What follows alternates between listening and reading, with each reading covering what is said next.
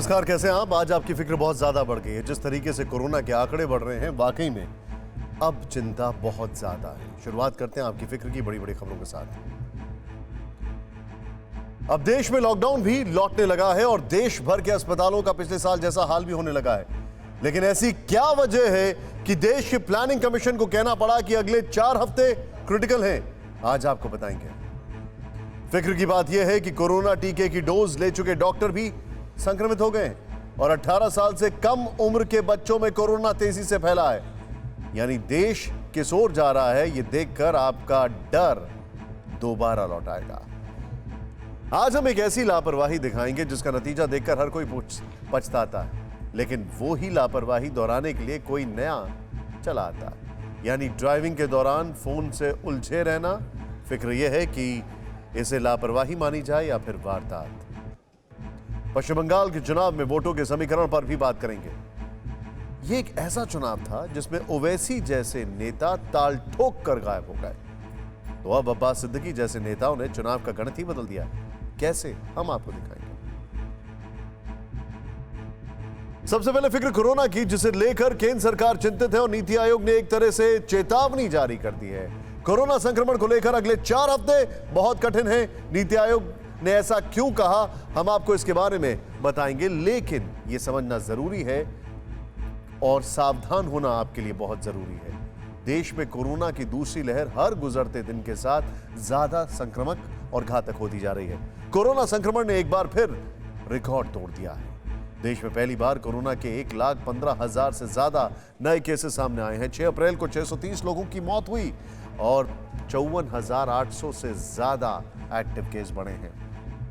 Corona संक्रमण किस dangerous speed से बढ़ रहा है, वो आप इस ग्राफ के जरिए समझ सकते हैं। इस महीने बीते 6 दिन में डेली न्यू केसेस का यह आंकड़ा बताता है कि कोरोना आउट ऑफ कंट्रोल हो चुका है। इन 6 दिनों में ही 6.25 लाख से ज्यादा नए केस सामने आ चुके हैं। इस बेलगाम होते कोरोना ने पूरे देश की फिक्र बढ़ा दी है। हिंदुस्तान के सामने चुनौती है इसे जल्द से जल्द काबू में करने की, लेकिन यह आसान नहीं होगा। सरकार साफ कर चुकी है कि अगले 4 हफ्ते बहुत ही क्रिटिकल रहने वाले हैं। पहले ये बयान सुनिए। उम्मीद करेंगे कि हम जल्द से जल्द इस पेंडेमिक की सेकेंड वेव को कंट्रोल करेंगे और हम एक पॉजिटिव लहर जन भागीदारी की बहुत जरूरी है। अगले 4 हफ्ते बहुत क्रिटिकल है हमारे लिए।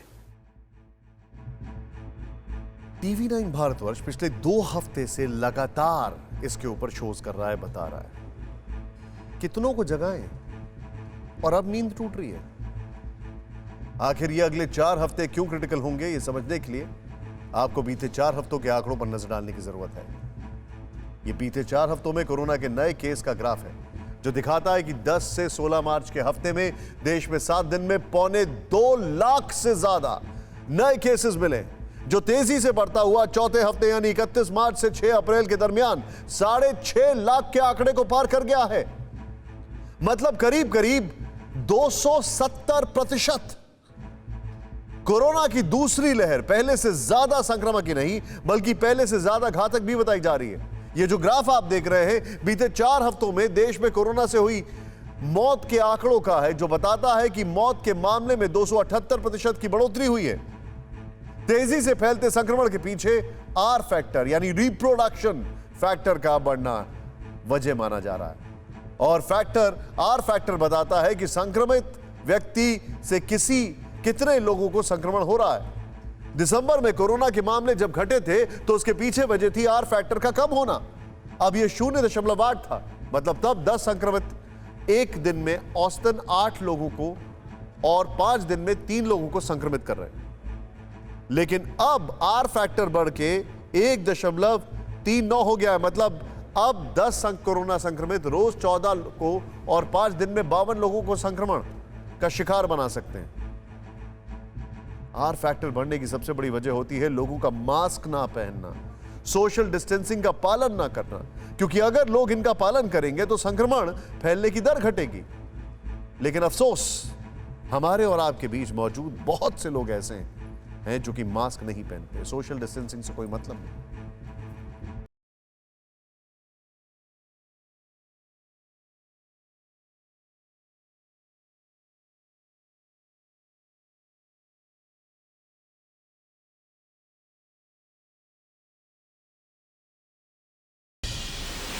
कोरोना वायरस ने 2020 में जो भीषण मंजर दिखाकर सदी का सबसे भयानक साल बनाया, वो अब 2021 में भी हिंदुस्तान में वैसे ही हालात बना रहा है। एक बार फिर बेतहाशा मरीज बढ़ने लगे हैं और उसी तेजी से अस्पतालों में बेड फुल होने लगे हैं और एक बार फिर शमशान में चिताएं कम पड़ने लगी हैं।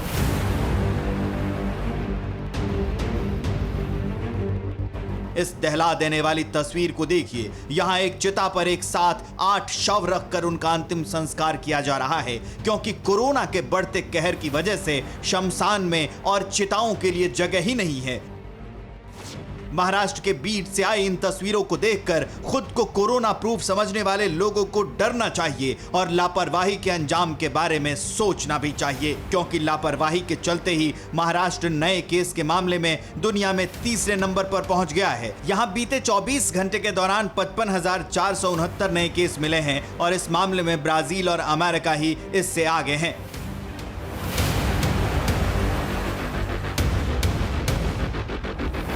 इसकी वजह यह है कि करीब करीब पूरे महाराष्ट्र में लोग लापरवाही बरतने में लगे हैं। ये तस्वीरें मुंबई की दादर सब्जी मार्केट की हैं, जहां हर दिन ऐसा ही मंजर देखने को मिल रहा है। भयंकर भीड़, ना सोशल डिस्टेंसिंग और ना ही मास्क।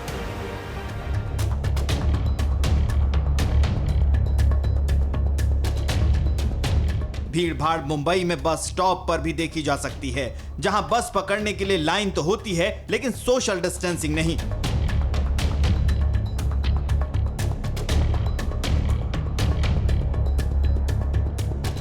कुछ लोगों के लापरवाह रवैये का खामियाजा पूरे शहर को भुगतना पड़ रहा है, फिर चाहे वो मुंबई हो या पुणे। मुंबई में एक बार फिर नए केस का आंकड़ा 10,000 के पार पहुंच गया। इस साल ये दूसरी बार हुआ जबकि पुणे में 11,000 से ज्यादा केस मिले हैं, जो महाराष्ट्र में एक शहर में मिलने वाले सबसे ज्यादा संक्रमित हैं।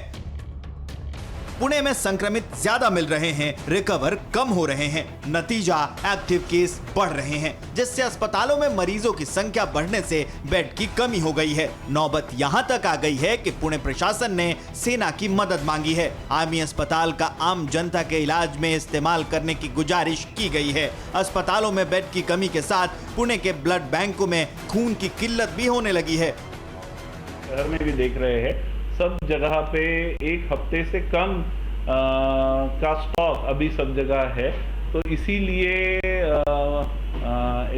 ये एक संकट के रूप में हमारे सामने आ सकता है पुणे शहर के सामने।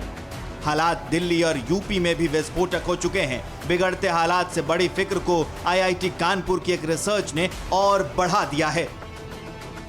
दिल्ली और यूपी में कोरोना के रिकॉर्ड तोड़ते मामलों के बाद अंदाजा लगाया जा रहा है कि संक्रमण अपने पीक पर है, लेकिन ऐसा नहीं है। अभी दिल्ली और यूपी में कोरोना का पीक नहीं आया है। IIT कानपुर के रिसर्च के मुताबिक यूपी में एक दिन में कोरोना के 10,000 केस सामने आ सकते हैं और 21 से 25 अप्रैल तक कोरोना का पीक आएगा। दिल्ली में 26 से 30 अप्रैल के बीच पीक आ सकता है। हर दिन 8,500 केस सामने आ सकते हैं।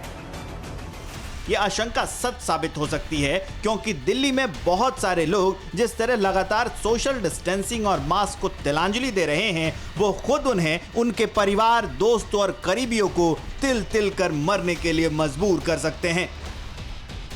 दिल्ली में 6 अप्रैल को 5100 नए केस सामने आए, जिन्होंने पिछले 4 महीने का रिकॉर्ड तोड़ दिया। इससे पहले 27 नवंबर 2020 को 5100 से ज्यादा केस सामने आए थे, लेकिन कोरोना की ये डेंजरस स्पीड देखकर भी लोग डर नहीं रहे हैं, उल्टा लापरवाही बरतकर कोरोना को दावत दे रहे हैं। मास्क और सोशल डिस्टेंसिंग के लिए टोकना और रोकना दिल्ली में लड़ाई का नया कारण बनता जा रहा है। हौज खास इलाके में सिविल डिफेंस वॉलंटियर्स और आम लोगों के बीच मारपीट का मामला सामने आया है।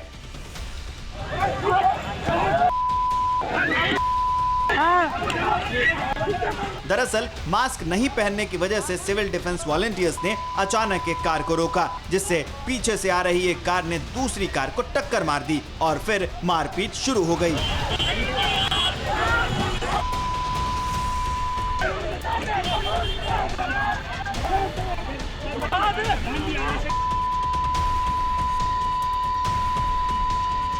ये घटना एक और मास्क ना पहनने की लापरवाही दिखाती है तो दूसरे ओर नियम कायदों की आड़ में मनमानी भी दिखाती है, क्योंकि सिविल डिफेंस वॉलंटियर्स पर ग्रीन लाइट पर कार को अचानक रोकने और मारपीट की शुरुआत करने का आरोप है।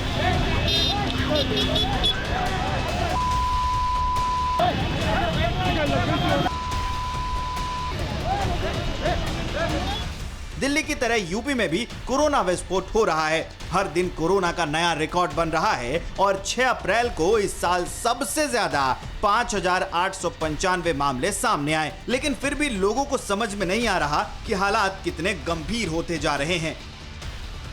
ये मेरठ से आई तस्वीरों को देखकर समझा जा सकता है कि 2 गज की दूरी का नारा सिर्फ एक नारा बनकर कैसे रह गया है। ये तस्वीरें मेरठ के जिला अस्पताल की हैं, जहां कोरोना की गाइडलाइंस की सरेआम धज्जियां उड़ाई जा रही हैं। कोविड टेस्ट के लिए सैंपल कलेक्शन सेंटर से लेकर ओपीडी रजिस्ट्रेशन काउंटर तक हर जगह सोशल डिस्टेंसिंग को धता बताते हुए भीड़ नजर आई। लोग खुद ही कोरोना संक्रमण को खुला निमंत्रण देते दिखे।